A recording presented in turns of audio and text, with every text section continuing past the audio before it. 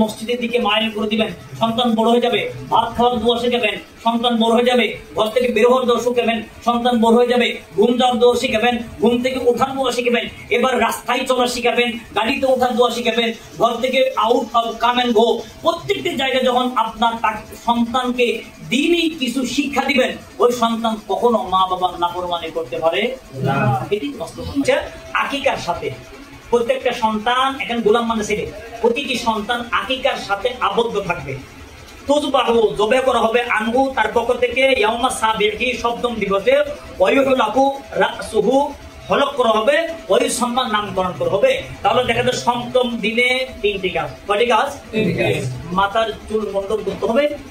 আপনার মাথার চুল মণ্ডপ করার পরে আপনার তার জন্য ওই চুলকে পাল্লাই রাখতে হবে এবং আকিকা করতে হবে।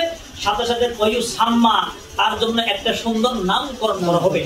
এখন যদি আপনার সন্তান বড় হয়ে গেছে, আপনি নাম রেখেছেন না বললু স্কুল, এক একজনের নাম শুনলে তার অর্থ খুঁজে পাওয়া যায় না। তো ওই সন্তান আপনাকে মারবে না কাকে মারবে? ওটাকে সন্তানের দোষ নাকি মা বাবার দোষ? আমি এই জন্য বললাম, আপনি চাইলে আপনার উসিলায় আপনার সন্তানের তকদির পরিবর্তন হয়ে যাবে। আপনার সন্তানের তকদির পরিবর্তন হয়ে যাবে। ওই সন্তান আপনাকে মানবে না, আপনাকে মারবে না, কারণ আপনার কপালে চুমু দিবে। তাহলে এইটা আপনাকে করে আসতে হবে। যার কারণ দেখুন যে আজকে এর আগে কিন্তু অনেকগুলো বাড়ি আছে। আমার তো মনে হয় না সেগুলো কিভাবে অনুষ্ঠান হয় কিনা, আমি খুবই কম মানে আপনার আসাম কালু মানে হওয়া না হওয়ার সমান, তার মানে খুব কম হয় না।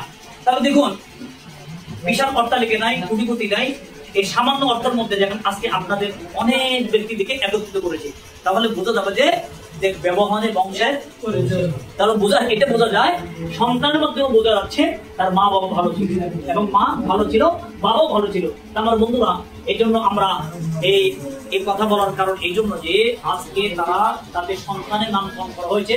এখন দুইজন ব্যক্তির সন্তান নামকরণ করেছে, মোহাম্মদ ইকবাল এবং জনাব মোহাম্মদ মাসুদুর রহমানের নামকরণ করা হলো।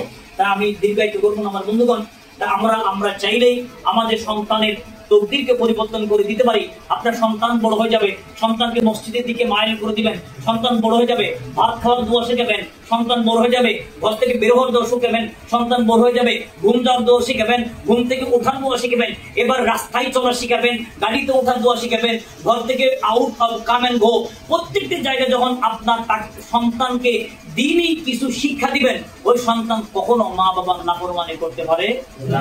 এটি কষ্ট।